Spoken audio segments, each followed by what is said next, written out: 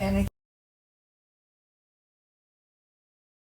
Oh, it was beautiful. Yeah. No. Oh, yeah. I mean, this was just not.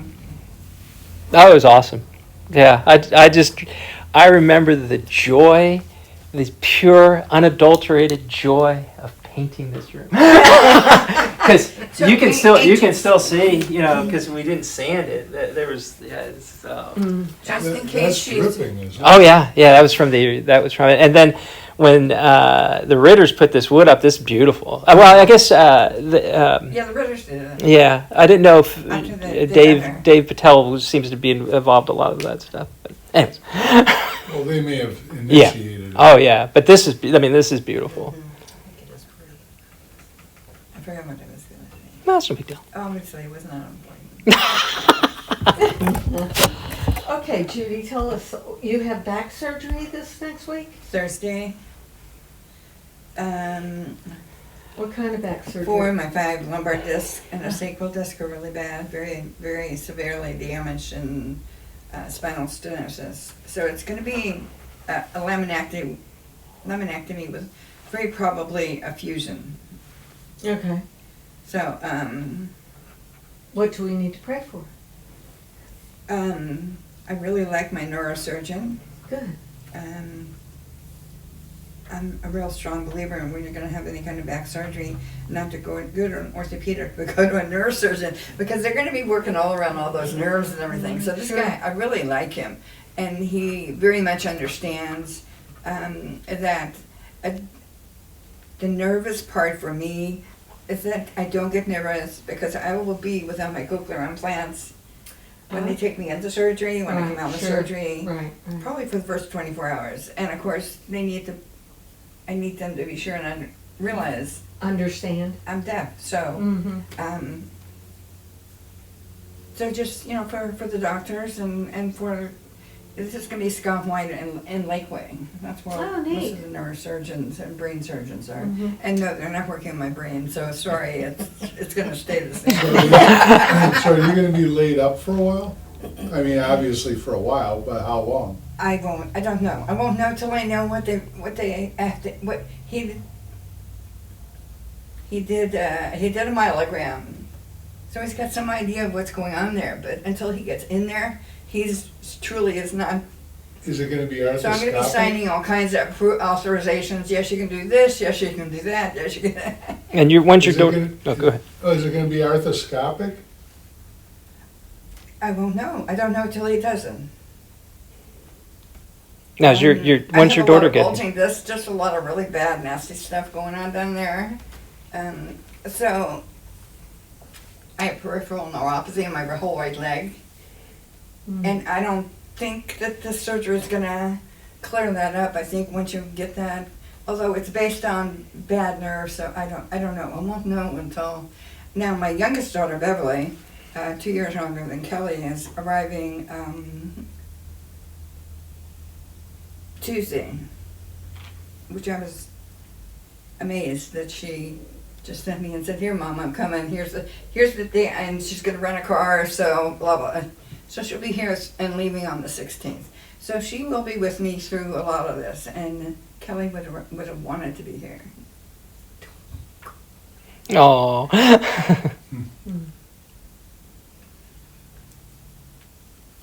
Sorry. it's all right. That's what we're here When you for. look at yourself, Yeah. and then you have this much pain, and the bathroom is just not more than a few feet away, you wonder if you're going to make it or if you're going to have to crawl there. It kind of gets. Oh yeah. Well, we can imagine. I mean, I've never gone through it, so I don't want to insult you by saying I know what you're going through, because I don't.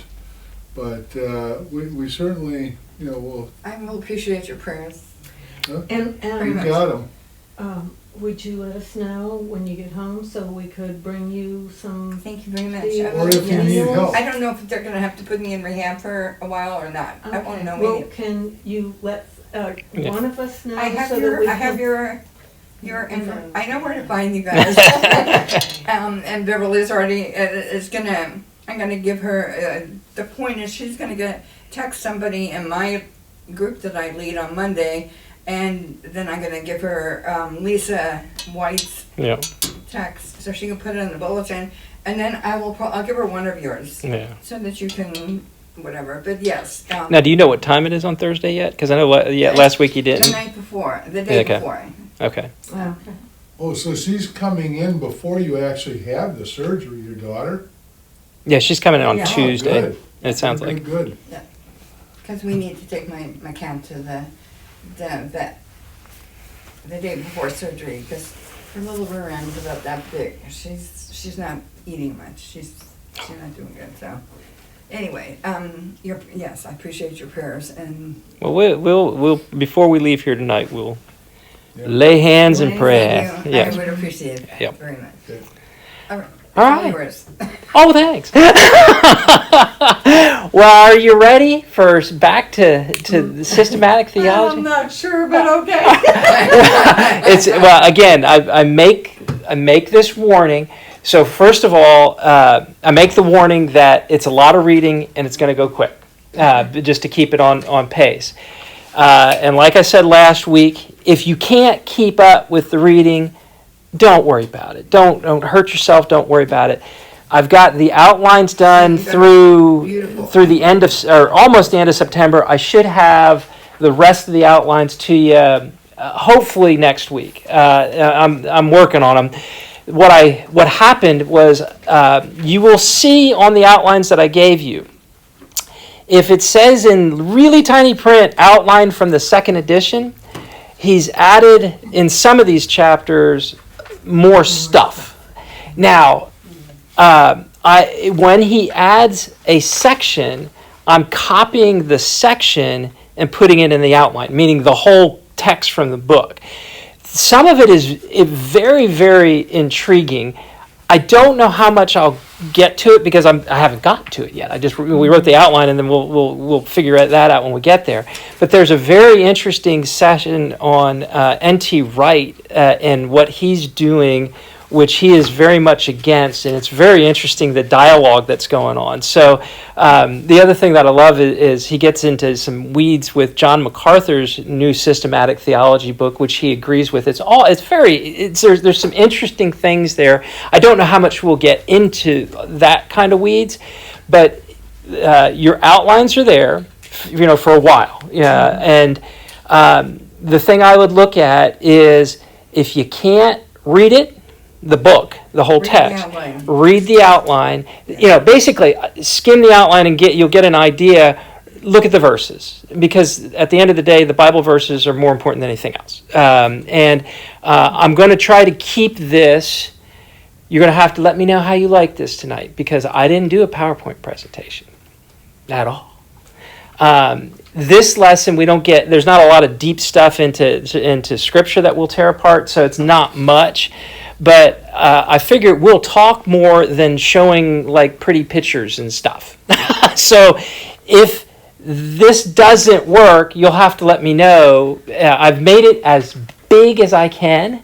But when we get to stuff where we're tearing apart the Bible, I can make the whole screen just the Bible, and that'll be cool. Because trust me, I just finished a 16-hour course on inductive Bible study using the software, and I'm starting to get way more dangerous using Logos now. I mean, it's insane. I won't go there. But anyway, so tonight, we are talking about salvation. We're talking about the doctrine, as he calls it, the doctrine of the application of redemption. All right? Now, interestingly enough, that's what we're talking about in part 5. This particular chapter technically has nothing to do with salvation. No, common grace is not pertaining to. Yes, and he talks about that a little bit in the book, it's in the book, but it's in a footnote of the book, going, this really doesn't belong here, but I went ahead and put it here because it seemed like the best place to put it. So tonight, we're really talking about common grace, which is very interesting, especially coming from Mere Christianity, where the first part was talking about the natural law. Okay? So if you think about the natural law, it was talking about that innate idea of right and wrong. Well, take that a little further, the innate ability of right and wrong comes from common grace. Now, I ask you this question, and this will be fun. You hear it all the time. How does a loving God allow suffering in the world? How would you answer that? But he doesn't allow it. We choose it. Yeah. Free will. Yep. I believe when I first became a Christian when I was 45, and the church I started going to, that was my very first question. We had 3 elders. How can a God who loves, for God so loved the world, how can he allow us? And of course at that time it was, child abuse, sexual abuse, all these trafficking, all these horrible things that go on a daily basis. How does he allow that? And it's taken me years to come to the realization that once I become a believer in Christ, the point is for me, as is possible in my realm, in my world, it could include a 1 mile radius, that could be bigger than that, for me to go out and make a difference. Sure. And that's what he's asking us to do when he, in the end of Matthew, when he's not only talking about, spreading the word and making disciples, but and it's more than that, I think. We're supposed to make a difference with the people we come in contact with. Yep. But I also agree with what you're saying, but I think that, why isn't the flip side of that question asked? Why does God allow good things to happen? And there was the question. Yeah. You That's jumped. fabulous, Yeah. because he does the good for the bad as well as the good. And so And he his is not light- allowing anything. Right. He is allowing the people to make that He's decision. sitting back and not taking a part in it, is the way I see it. He wants us to find our own way through free choice. And he's calling us. He constantly True. gives us a calling, Sure. I believe. Oh I yeah. believe Yep. that he's asking us and giving us the grace to come to him. You have the choice of doing it or not. Now, this is going to be very interesting discussions on a couple of things because, first of all, that was where I was leading to. Why in the world are good things happen in the world? Because if you look at the outline, the back in Genesis, basically 3. In 2, he basically said, if you do this, you will die. Yeah. Okay? He says immediately, that's the Well, confusing. no, he doesn't say immediately. He said, you will die. For in the day that you eat from it, you will surely die. You will surely die. And they did. And they did. And they Well, did. they ultimately died. Right. Yeah. But it- not it immediate. He infers didn't it's say immediate. immediate. He Yeah. said you will. In the day that you eat of it, you will die. Well, It it- sounds like It sounds like. well, For in the certainly day. could be interpreted that way. Well, let's Right, just it sure could. let's just look real quick here because that's why I'm doing this thing where I'm using the Bible app because I'd rather dig into Scripture. So, first of all, he said, and I'm trying to make this bigger here. He said, when you eat this, you will surely die. And yes, it says in this, for in the day. All right, now the day, let's just look here at what the day is. So here's the word the day. And you know what it means? The day. It means day. Okay? So if you look at how this word is used, let me get this down here. It's used 2,281 times in the Bible. And guess I'm sorry, what is used? 2000? The word day. the word. Okay, so let me bring. So what I did is I went here And in the verse that we're talking about, day, okay, I did a quick word study on that. And when you look at the Hebrew word for day, which is that, and I'm not going to try to pronounce it, although I can have him pronounce it. Yom. There we go. Yom. Yeah. Well, guess what? It means day. And it's used 2,281 times in the Bible. And out of that, it's day, today, daily. And then you have some other ways that it's used. 1,721 times is day. Yeah. So those are all the verses in the The Bible. other ones are variations. Yeah. So, But not necessarily with the same definition of what we're seeing in Genesis 2:17. yeah, that's right. That's it. Yes, That's the word. I'm sorry. That's the word. That day is this. So, yeah, it's used. So it does make it sound like, to me, That- that when the day you eat it, it's the day you die. But here's the thing. It was the day. They died in that day. All right? Their relationship. Die. The relationship died in that day. Their physical body did not die right away because in Genesis 3, he says that a redeemer will come. Basically, that a seed of the woman will come. And guess what? That is the beginning of common grace. Can you do the same thing with the word die in that passage? Sure. Let's go right back to here. Let me do this. I'm going to put this over here. So, 17.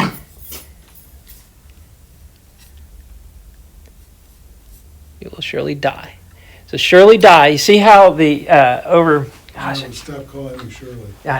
I wish I could jump over here. You see how it highlights you will surely die? That means in the Hebrew, it's one word. Yeah. So to translate it into English, we use 4 words for this one word. And this one word, die, here's how it's pronounced. Mem Vav Tav. Say that a couple of Same times. to So if I hit this middle here, it'll tell me how it's used in the Bible. So 842 times it is used in the Bible, and 457 times it's die, or death, or deadly dying, or kill, slay. You get that variation. So its meaning is to die, to perish, to be destroyed, to slay, to kill, to destroy thoroughly. That's sort of like the general meaning of the word. So Which, this is fun. how do you apply that then to the relationship? Well, what's dying? Their relationship is dying, because we get this idea that you deserve death, total death, for the wages of sin. Right over here is death, but the glorious gift, the way that is the eternal life in Christ Jesus. So the punishment, if truly enacted, would have been death immediately, and the entire human race would have been gone. Well, and that would have certainly killed the relationship. Yes, it would. Well, it would have. Yeah. But But the interesting part of that, I think, correct me if I'm right, is that the relationship died from our perspective, but yes, not from God's. yes. So what if you want to think of it this way, and as we get through this whole redemptive history, which we'll talk about here in a second, we have to be born again, born of the Spirit. What that means, and I follow my logic here, is that the Spirit is dead within us until we are born again of the Spirit. And that's what this whole doctrine thing is. By that logic, you're saying that the Spirit was alive Yes, in us at one time. yes. Prior to the fall, Prior to the fall. Yeah. And as a result of the fall, the Spirit died? The Spirit within us. Yes. Yes. Because if you take where we're going to go through this whole doctrine of salvation, doctrine of redemption, basically, we're going to go through what happens when we receive basically the gift of grace from God. A lot of different things happen. In fact, let's just look at it. You have it on your other outlines, not particularly on this one, but don't worry because I put it here. We go through, let me try to make this bigger. We go through some steps. Now, I don't want you to get hung up on a specific order of events because the order these things can happen at the same time. There is great debate on what happens first, all right? Like, next week we talk about election. Oh, that will be fun. Are we regenerated, born again, before we are converted? Are we justified, after that? When are we adopted into the family of God? So if you look at the first 5 items, It could be they order. not so much order as in it may not be a sequence. It may be boom. Simultaneous. Yeah, but they're different things that are happening. So we don't want to get caught up on, okay, well, I have to be proclaimed the gospel before I am regenerated, before I'm converted, and then I'm justified. These things can most likely that we know that they happen. We know that these are the results, but how they happen in sequence, sanctification, preservation, death, glorification, hey, those are going in pretty good order, all right? But here's, that first couple, don't get hung up on that. And it's right here on our schedule. Oh, it's the whole schedule, yeah. That's just the way That's the way he lines it you out. put it, yeah. So what you've got is, at the fall, and let me go back to the outline, at the fall, We away from the apple. I don't want to hear any more about the apple. Yeah, that was yesterday. Today's the day. Well, I got you. But we fell. I'm joking. I know. And the wages of sin are death. We are separated from God. And honestly, the answer to the second question, which was, why is there goodness in the world? Is because God gave grace, not saving grace, but common grace to everyone, with the idea that that's giving us time for salvation. Is that a concept that's well known to everyone? Because that's a new concept to me. I've never heard common grace before that I recall. Sometimes it's called universal grace. In fact, let me just... I've In never really heard Scripture, that before. it says that Yeah. God is loving and kind to the evil as well as the good. Right, but I don't Maybe recall it because being you've not called seen it in the common Bible. grace. I don't know are the words common grace actually ever. No, I'd never heard Yeah. that. no, you're that's not in the Bible. And he offers goodness to Well, here, let me give... Brings that are rain not- on the evil and the good. Well, right, you know. and Well, and that's what- blessings and hope, in hopes that their hearts will change. and here's the thing that I think, and we're going to go through a lot of, here's our examples of no, this is good. Look, we're going to talk about it. If we hit every point on the outline, it doesn't really matter. But this idea of common grace, it's a theological thing. Just like the Trinity, that word Trinity doesn't show up in the Bible, but Trinity is God, Father, Well, Trinity I've heard of. I've Yeah. not heard of common grace. Yeah. And Well, you grew up... haven't either? Not called that name, but of course she's saying, the Bible talks about blessing the Well, that I the evil and understand. good. Sure, Well, sure. This is just We- kind of putting a name to it. We okay. we just talked about this. We grew up in a Methodist idea, right? Methodism follows Arminianism. Arminianism thinks of common grace as basically being a precursor to salvation. Where what we're teaching here from Grude's standpoint, and this is weeds, is Reformation, more on the Calvinist line, where Calvinism looks at common grace not being a function of salvation. Yes, it's a demonstration of God's love, but that's not what kicks off, per se, the salvation train, for lack of a better. Leads to it. Right. Where Arminianism says absolutely common grace is what leads to salvation. Okay, so it is a distinction. To saving grace. Yes. So one of the things that I know we've mentioned it before, but God did this, or gave common grace to us, humans. But the angels right now are not living under common grace. They're still alive, or, in some, however you want to call that, but there's no option for them to get saved. All right?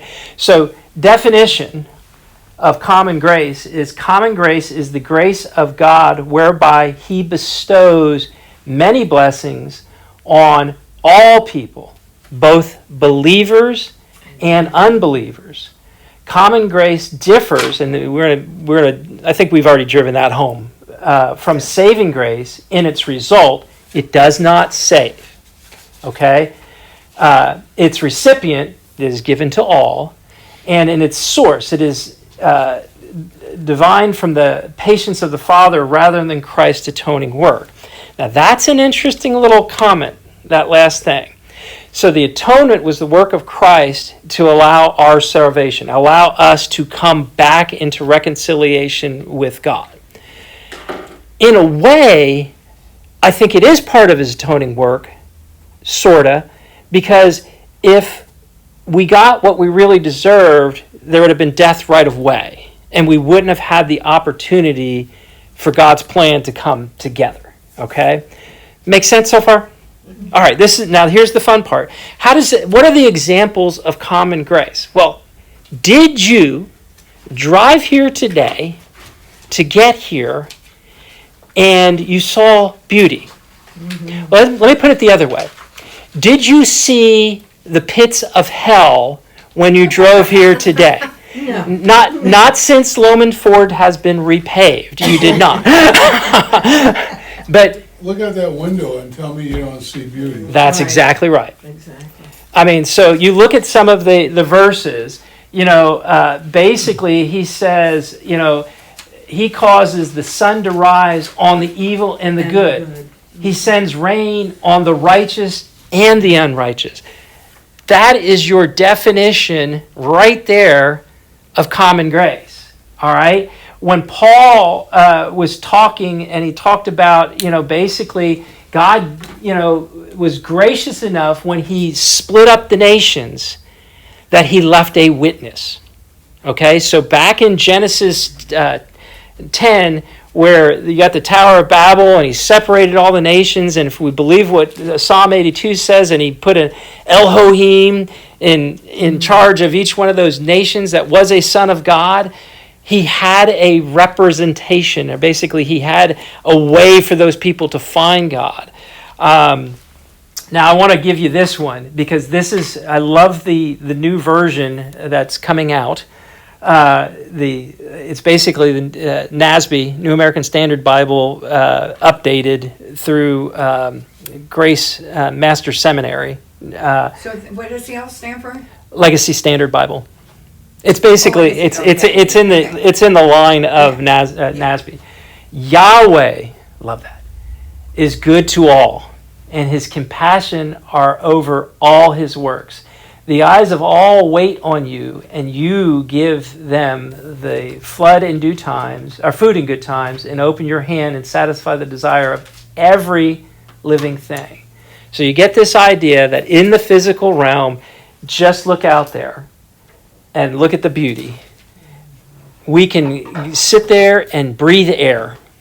You know, we have food. You know, it's not just thistles that come out of the ground. I mean, all you have to do is look and you see grace, common grace for all out there. Intelligent realm. Basically, I'll get down here. There's some great verses there, but I get down. I like the application. That's what I want to get down to, the Yeah, application. that's very cool. Before we do, Go ahead. can we back up one Sure. second? Okay, so we just got done having this, I thought, very good conversation about whether he allows good or bad things to happen. And then I read Genesis 39:5. He made him overseer in his house and over all that he owned. The Lord blessed the Egyptian house on account of Joseph. Yes. That isn't not allowing something, that's What? causing something. Well, sure. Great example. I skipped by it. I'm glad you brought that one up. So basically, you know the story of Joseph. Basically sold into slavery by his brothers, and he ends up first in Potiphar's house. And God blesses Potiphar's house on account of Joseph. He gave him grace because of Joseph. That's common grace, because we're going to learn here in a little bit. But he allowed it is the point. Well, sure. You're talking about he allowed Joseph? No, he allowed the blessings to be on Potiphar's Sure. house as a result of what Joseph had done. Sure, absolutely. We see that. You don't think that's an allowance, allowing it to happen? Sure. Even though we just got done saying he doesn't allow good or bad things to happen? Oh, I don't think no. No. That's That's allowed. right. He does allow. Oh, sure. So God can do whatever he you wants. think that he allows bad things to happen? Sure. You think he allowed the Holocaust? No. That, Okay. Let's go to Job for a Well, second. how do you separate them?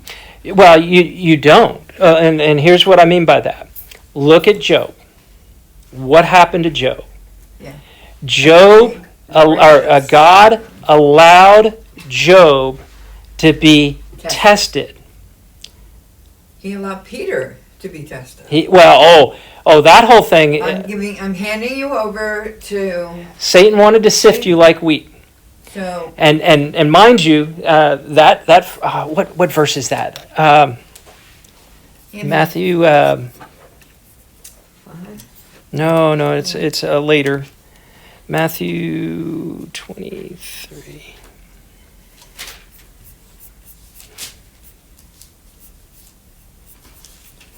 Or is that in John? Let me do this. Hold on a sec.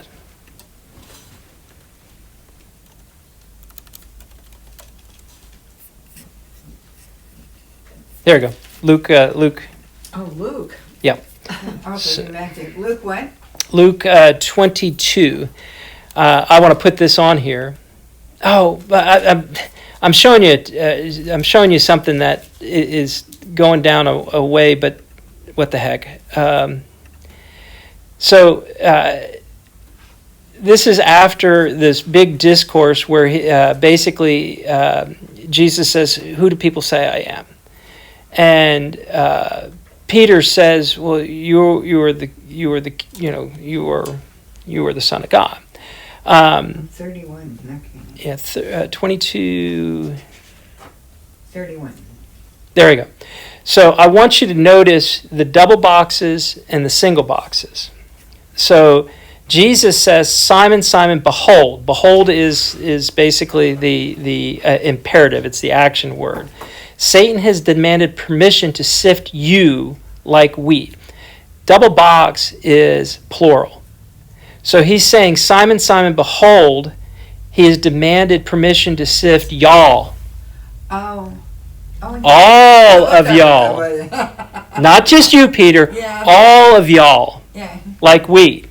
But I have prayed for you, singular Specific. Peter, and that your faith may not fail, and you, when once you have turned again, strengthen your brothers. Jesus knows that Peter is going to fail. Yeah. And he's saying, y'all, Satan wants y'all. He wants all of you. Mm-hmm. Peter, when you fail, strengthen your brothers. When you come back, strengthen your fellows. This is what's so awesome about Bible study. Because these kind of things that you're pointing out to us, in general, if we're just reading the Bible, we're not really paying attention to it. I say we, I don't mean you guys wouldn't be, but I love this because it distinctly, just immediately twisted around in my head, and it made a huge difference in the meaning of that verse. Oh, yeah. Well, now let's go back to your point. If God is in control of everything,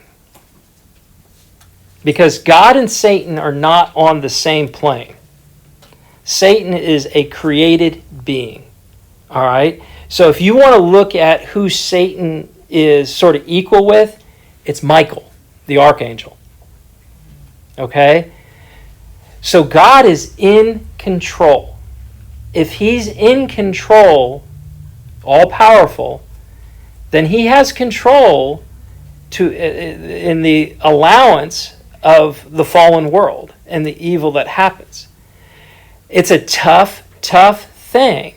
But if you're going to sit there and say that he is all powerful, then he has control over the bad that happens. He doesn't cause the bad. No. But that becomes a form of predestiny, Yes. which I don't believe that's the intent. I Wait. think we're supposed to find our own way. Well, wait. He knows how it's gonna end. I don't think anybody argues that point. Well, just wait He until next doesn't- week. Because that's when we get into election. And I get what you're saying, because what we get, then we're jumping ahead to next week, is God so loved the world that he gave his only begotten Son, that whomsoever, But again, it's free choice. it's free will. choice. But It's not, and those that I have ordained and picked, we've got verses that also say that I have chosen you from the foundations of the world. Now, that's the Israelites. well, no, that's us too. That's us. He tells that about his disciples, So here's the thing that I think happens to us is God is not constrained by time. Yeah. We are on this linear line. Yeah. God is not on that linear line. So he sits here and he knows what decisions that we are going to make. Okay? Because he sees it already finished. But we still make those decisions. We still control it. Now here it gets even worse, because we get the gospel call. Those whom he calls shall be saved. Well, that seems like the all there isn't all. What are you guys looking at? There's a person wandering. Oh, is the guy with the little backpack? Yeah, he was here earlier It too. looks like somebody with pink hair. Pink hair. Yeah. Yeah, Oh. that's right there. Long pink hair. So let's wrap. I'm sorry. No, it's good. I saw it Try too. my- I saw it too. So we're going to have that discussion a lot more next week. And listen, I'll tell you right now that you may fall on that we have complete free will, and our choices are what matters, and our choices create our destiny. That is a very Arminian position. We grew up in that Methodist line. That's what we were taught. Okay? A Calvinist on that's the guy I saw before. A Calvinist on this side is going to say basically that everything has been preordained. If you are meant to be saved, you are going to be saved. I'm not sure I understand. Oh, sorry. if you are meant to be saved, you would be saved. Now, here's what, and that, boy, We're, We are all the way over here. And this is what we're going to discuss. This whole thing is what we're going to discuss. Here's the thing. I'll tell you this. They're both true. God knows who is going to respond to his call. But we have free will to make that call. How can both be true? It's because for us to understand that, we have to sort of sit above time and see what he says. We're human beings planted with our feet planted on the ground. So Yeah. And I get we can't really do that. Yeah, and you don't have to agree with my thinking on this. We'll look at the scriptures when we go through all this. I've come to my own, like, where I'm going to put my stake in the ground. I think we have free will. I think anybody that responds to the gospel call will be saved. Okay, so that means Yes, they have I agree with free that. will.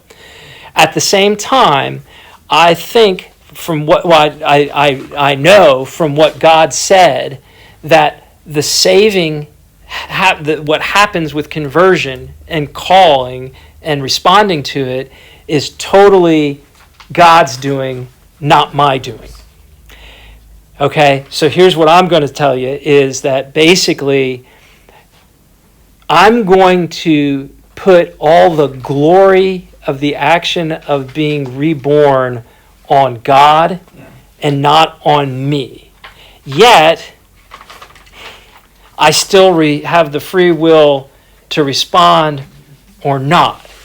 But my response is because of what God did, not what I did, because I'm going to stay on this idea of I cannot earn my salvation by works. And this is where you don't have to agree with me on this, and that's okay. I agree. But if I sit there and say, I made this decision, therefore I am saved, then I somehow worked for my salvation, and I don't ever want my salvation to be my doing, because if it is, it ain't good. So, you guys having fun? What the heck? I think they're living out on the deck there. Oh, very good. There's some guy laying down up there. Oh, yeah, they are. Okay, we should invite him in. Let's get back to common grace. Okay. And you're going to have questions about that, and you're not going to solve it tonight. Trust me. And we're going to I don't have know that I'll ever solve it, but we're going to have months to talk about this, because that's what this whole section's about. So let's get back to common grace, Okay. because this statement is awesome. Yeah, I like this. The common grace of God in the intellectual realm also results in an ability to grasp truth and distinguish it from error, and to experience growth in knowledge that can be used in the investigation of the universe and the task of subduing the earth. I think that's pretty good, right? We talked about we talked about natural law, where we know right and wrong, and basically science, when it started, was to figure out how God did it. Scientists were Christian, and they weren't trying to disprove the Bible. They were trying to prove and understand how God did it. Okay? Now here's the kicker. This means that all science and technology carried out by non-Christians is a result of common grace, allowing them to make incredible discoveries and inventions to develop the earth's resources and many material goods, to produce and distribute those resources, and to have the skill in their productive work. In this particular sense, this means that every time we walk into a grocery store or ride in a motorcycle or automobile or enter a house, we should remember that all experiencing that results from the abundant common grace poured out richly on all mankind. why the separation of non-Christian and Christian science? Well, I wouldn't say non-Christian and Christian science. Does he say that? Yeah, well, He says technology non-Christians. created by non-Christians in a result of common grace. So, Why wouldn't Christians in a so here's what we're saying. I'll say it this way. Jeff Bezos, whatever the guy's name from Amazon. Bezos. Amazing Okay? I can order something today, and if I order it in the morning, Amazon will have it to me sometimes the same day or the next day. That's amazing. If I want food, if I want anything, I can get it right away because of the things he did. He ain't Christian. Yeah. But guess what? Now, how do you know that? Well, Well, just by his that's not- statements. We don't. The point is, the glory of God did that. That's the point. Yeah. That we benefit not from people, even people we don't like their beliefs. Yes. Whatever they're doing, if it benefits I'll say the common good, and today, especially with COVID and the new strain, they don't. I know a couple. One of my ladies on Monday, her two sons in Seattle, both have been working for developing the vaccines, and of course now we have this new strain. Neither one of them are believers, even though mom and dad are. But somewhere along the line, whether I got their vaccine or not, or what they came up with, it's benefiting, and it's benefiting everybody. And Where the problem, I think, comes in is identifying those situations from others like them. Example being the development of the atomic bomb. Mm-hmm. The reason for the development of that initially was to harness that power, not well, for bad, but we for were playing good. God. That's what we were doing. Anyone who is trying to But come that's, up with you could say that's what Bezos is doing. Well, let's yeah. back up a second, because I think your point is valid. Common grace, and we're talking about intellectual here right now, can be obviously used for great things. All right, but common grace can also be used for evil things.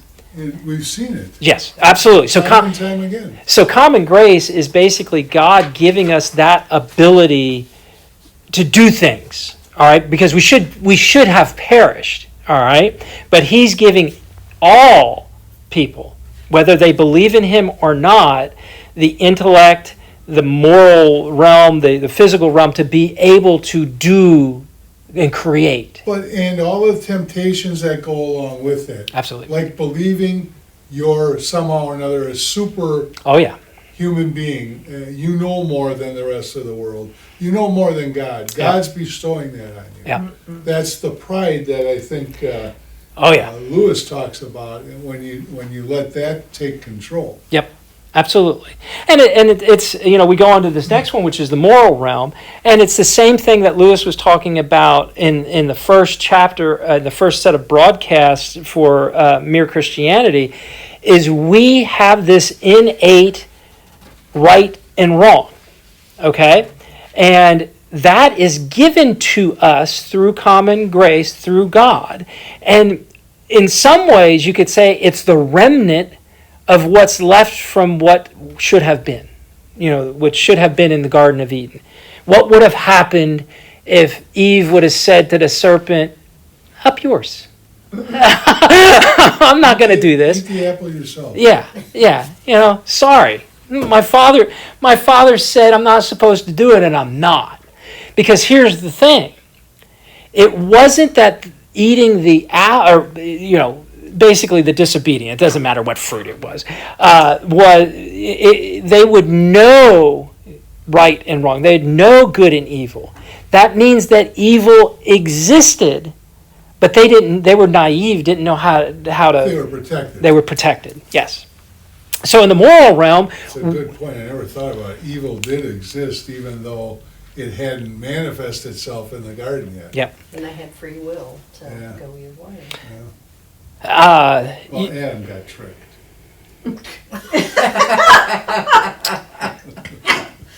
Always. Always. That wily Eve. Just gonna. I'm sorry. Okay, we're 50-50, so, but I don't want to go there. said no, but he didn't say no. Yeah, he didn't say no either. His fault. So here's the thing with this, the moral realm. Down at the bottom, it says, God will demonstrate his common grace by giving warnings of the final judgment in the application of the natural world. Listen, that's the guilt. Where were you reading? It's right under, right before 4. Okay.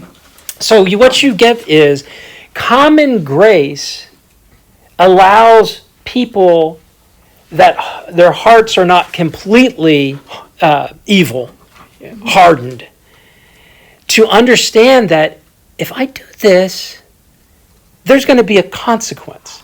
Let's face reality.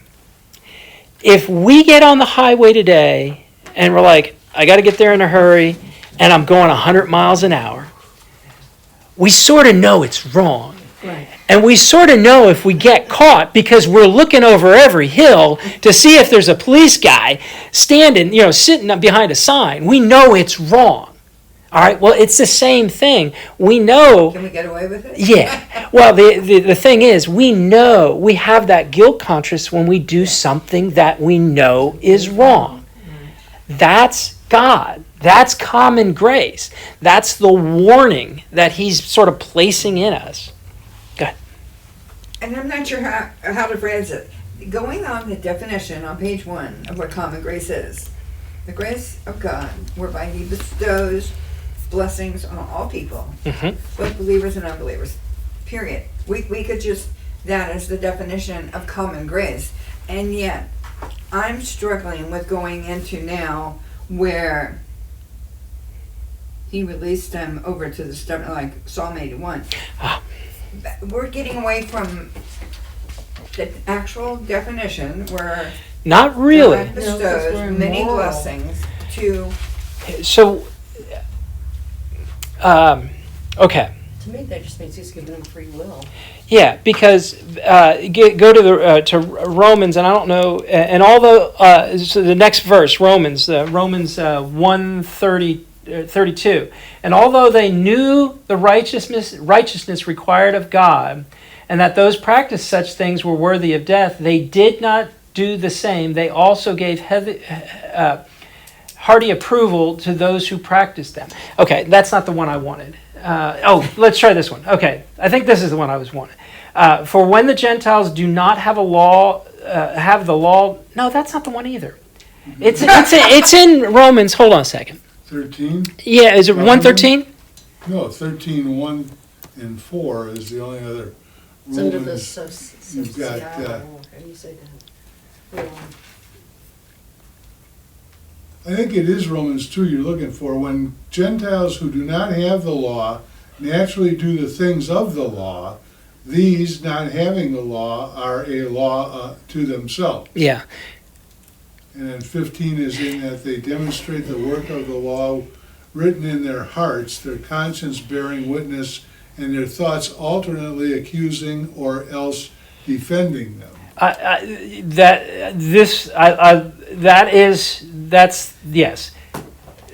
That's one. I like this one better.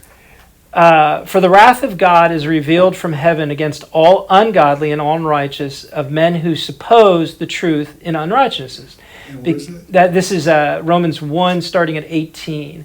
Because that which they knew about God is evident within them, for God made it evident to them.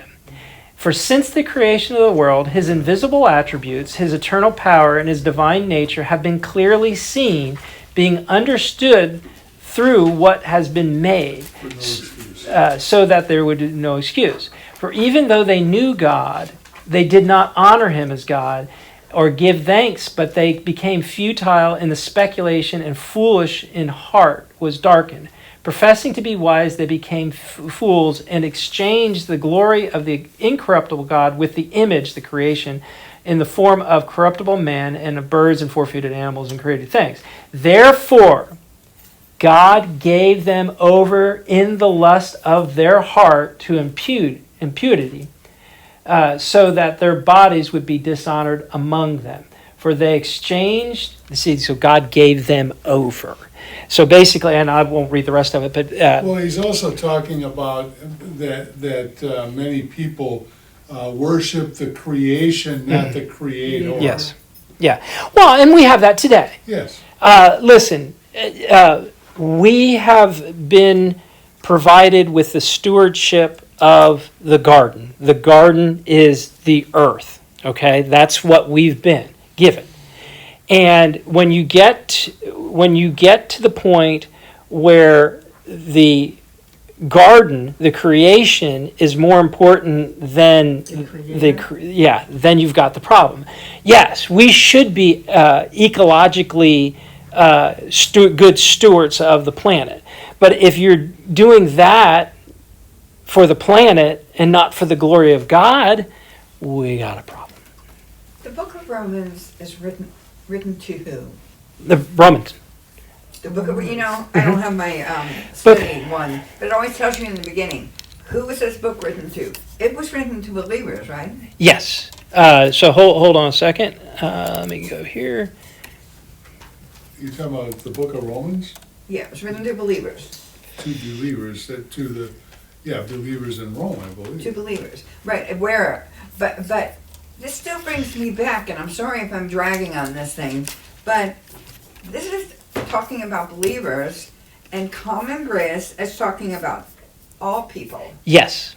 So that's why I'm a little confused why Grudem is putting all these verses in that pertain, for example, this one, no, it's not in here, but it's talking about believers, and that's different than, so they're saved, they're grace by salvation. I thought we were talking about the creative realm now. So if you well, right now we're on the moral realm. Am I being picky, or do you understand? I know my what you're concern? saying, but so the idea is that these people in the Romans verse, these people were not believers. They knew who God was, but they chose not to follow him and go about their own way. So he gave them up after a period of time. Think of it this way: Pharaoh in the Exodus. Mm-hmm. Could Pharaoh in the Exodus did he know God existed? I believe he did. Well, his gods or our God? Right. Well, I I think he they believe realized. in lots of gods, But we're talking about this idea of common grace. yes. So Pharaoh had the empire of the world Yes. at that time. Yes. Is that not the grace of God? Is not that the common grace Is it of the grace of God? Did he get that by doing things right, or did he get that by taking over and killing and all that stuff? Well, let's go another step further. Nebuchadnezzar, Okay. Babylon. We know from the book of Daniel that he basically says God gave Nebuchadnezzar and Babylon the world. He also gave it to the Medes and the Persians. He also gave control of it at a particular time to the Greeks. Yeah. They never took advantage of it because he gave them all of the world, not just the known world. He gave them all of it. That was common grace by God. Okay. Oh yeah, you'll see the alls in those verses. Weird about something. Well, perhaps, I just don't know if it was practically that way, because you're talking Can I about, see your book for a second? realms that would have been beyond their reach, like the Mongolians, like the Chinese. Oh sure, like the but he South gave. Africans, But if they would have taken advantage of what God gave them, they could have had it, because God would have let them. well, they could have had it, but for what purpose? Like, that's what I'm saying. They couldn't really control it. No. The chapter. Okay. This is where reading the chapter would have helped. Oh. Because a lot of that stuff, talking about Potiphar, Mhm. Potiphar, however, Yeah. I mean, a lot of that's in the chapter. Oh, sure. And my book is falling into 25 pieces because I've used it so much. So right now, Gorilla is trying to get it back together. Next time I'll be more prepared. Okay, so let's this is fun. So talk about another example of common grace, the creative realm. Listen, I was a music major, all right, and some of the music that we listen to, especially from the classical age and stuff like that, absolutely beautiful. And some of the modern stuff, not so much. But there's beauty. Some of it is. And why? You're not an Eminem fan or any well, of those. yeah, but look at the art I mean, you see beautiful artwork. A lot of those artists, especially when you look at Impressionists and stuff, they were not Christians. They, if you ever get a chance to read Francis Schaeffer's stuff on art and religion, Oh, yeah. this is really They're weird. just walking, and I see them on Peripherally, on yeah. my They're- eyesight, they're and they're obviously they're homeless. Yeah, Yeah, so lift them up. absolutely. Well, not only that, but I mean, yeah, they're not yes, causing yes, any absolutely. That's a damage great that I idea. know of. But anyways, if you look at all the creative stuff that happens in art, if you look at the creative stuff that happens in music, all of this stuff, that is an innate sort of grace that we have because it's this driving thing to create something, which is an There are action. things that we benefit from. Sure, Yeah. absolutely. Society realm. Listen, two big things that were ordained by God: the family and government. Human government is ordained by God after the flood. If we would just follow according to the word, Ah. then that's great. Oh yeah. Religious realm. Listen, religion is obviously from God. Now, even bad religions have some good in it. Meaning, listen, Buddhism, which is obviously not Christian, but there are things you can take from that Yeah. that are good. They're messed up, but they're still good there. And so you get this idea that common grace is out there in everything. And so one thing that changed my mind a little bit, and it comes down in here somewhere, is, first of all, common grace does work with, he calls it special grace here, but it's not special grace, it's saving grace. So he almost takes a little bit of an Arminian position, and we don't want to get too technical, where it's like common grace is sort of like that idea that Peter talked about: be ready to give an account for the joy that you have as believers. Well, common grace should point people to saving grace. Now, common grace won't, from a technical standpoint, doesn't lead to saving grace, but common grace should point somebody to the saving grace, because saving grace is way different than common grace. And again, common grace does not save people. Now, why? What does this mean? Meaning, we've gone through all this, and you've got it on the outline, but really what I want to get to is it should have a change in our mindset. And what I mean by that is, in the Facebook world that we live in right now, where nobody agrees with anybody, okay? Trust me. I'm not even going to go down that road. But nobody agrees with anybody, and everybody's other position is wrong. You got all this stuff going on. Think about this. God loved everybody enough to give them grace. Now, it's not saving grace, but it's grace. We should be doing the same thing. Meaning, a lot of times we look at unbelievers and we look at their actions, all right?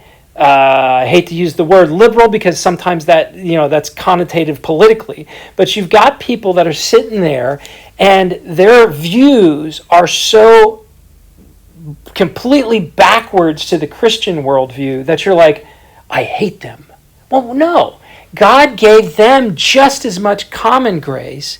And so when we look at the things that they do that are good, I can tell you this. I think I told this story before. We're sitting there in Harvey, and we had volunteers from everywhere, and I turned around, and some lady's sitting there, and I was like, well, do you want to come pray with us? And she goes, no, I'm an atheist. Okay, you're probably in the wrong spot. But she, Maybe not. or maybe not. She was she was led to do good. She didn't believe in God, but she was led to do good. Well, where did she get her idea of good and evil? From her common Grace. So that means we have to look at her through the eyes, in that particular, as the eyes of Jesus. Okay? Which means I gave you this common grace as a way for you to understand that I'm here. And So- I love you. And that. I'm sorry, what did you say? And that. And I love you. So when we sit there and see, I'm sorry, I'm on fire. When we sit there and see, some freaking guy that is doing, saying terrible things about God, but doing good things. Well, you know what? He doesn't know that he's doing good things because of God. And that's the way we have to look at it. So instead of getting mad because he's sitting there with his mouth, you just have to sit there and blaspheming God. You have to sit there and it's like Paul with the Greeks. Hey, you guys are sitting here talking all along. You got this, statue to the unknown God. Let me tell you who he is. So anyways, go ahead.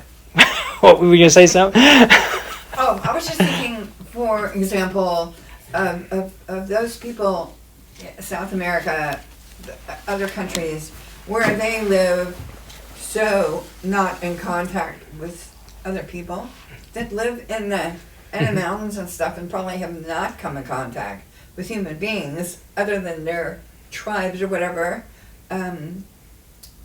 They're surrounded by God's creation, and somewhere along the line, it's possible that God is speaking to them through His creation, so they realize that Well, I think the most obvious example are the Native Americans. They had a faith system that didn't have a one God or a Trinity, but they, I believe, had a basic understanding of creation, and there was a supreme power. Whether you call him God or you call him Harvey, doesn't matter. And Elliot that went to in Ecuador. This was one century. Well, here's what I'd say about that. There are things we don't understand. Like you get the great comment. Well, how can God love people and say that the only way you're going to get to God is through Jesus, and these people never heard about Jesus? That's not fair. God is not going to let himself without a witness. Okay? You hear stories all over, especially the Middle East right now, where Christianity cannot be preached, because if it's preached, you will die. Yeah. And guess what? You hear of visions of Islamic people getting visions of Jesus. Yes. We can't answer the question of that person that's up in the mountains that never comes in contact with a missionary. How is that person going to be The saved? missionaries went there. What? But what I'm saying is, they're all killed. yeah. Well. But then later, that tribe.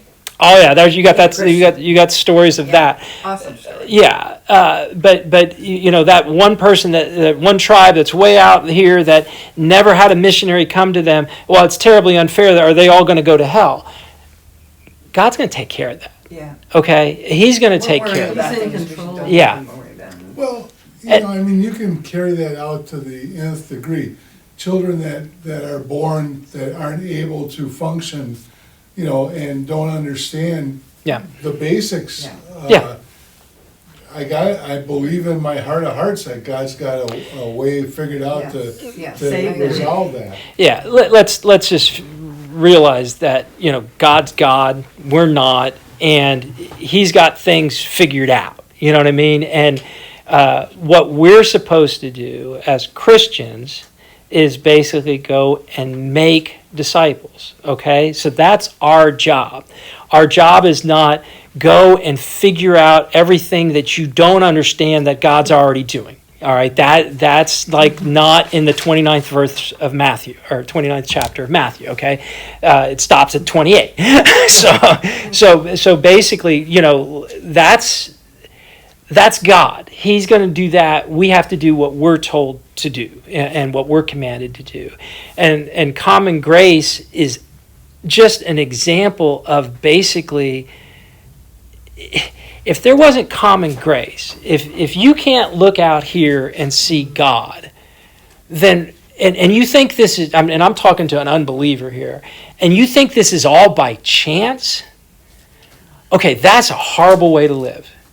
Because I'd rather sit here and look at this, and if I'm wrong, okay, and I'm talking to a non-believer here, if I'm wrong and there is no God, I would rather believe in the God that created this universe that's written about in the Bible than not believe in him.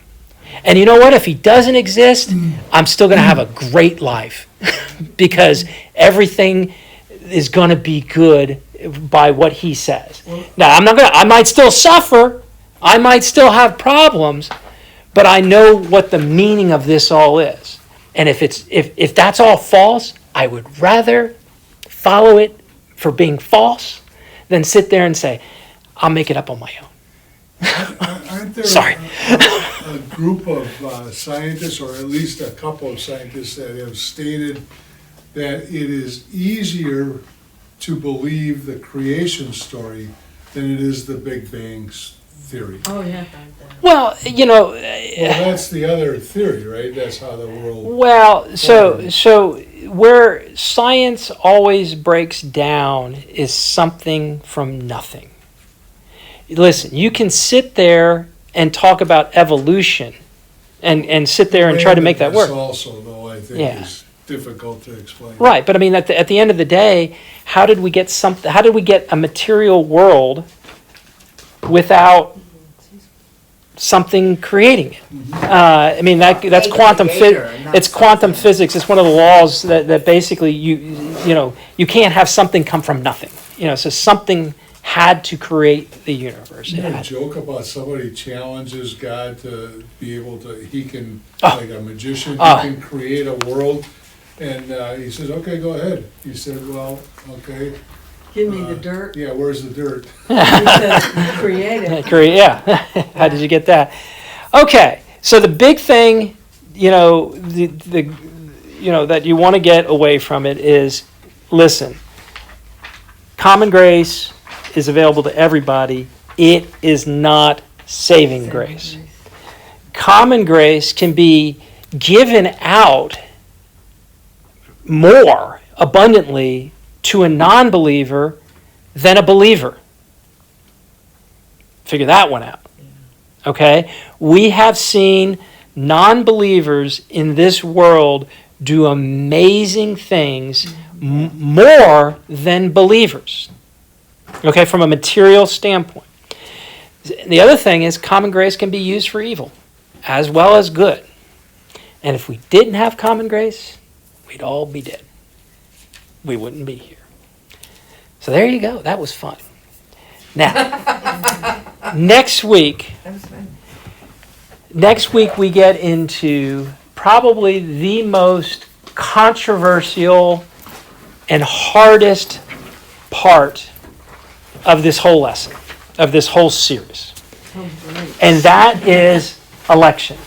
Because part of election is the other end of it, which is if people are elected to be saved, then some people Are not. are not.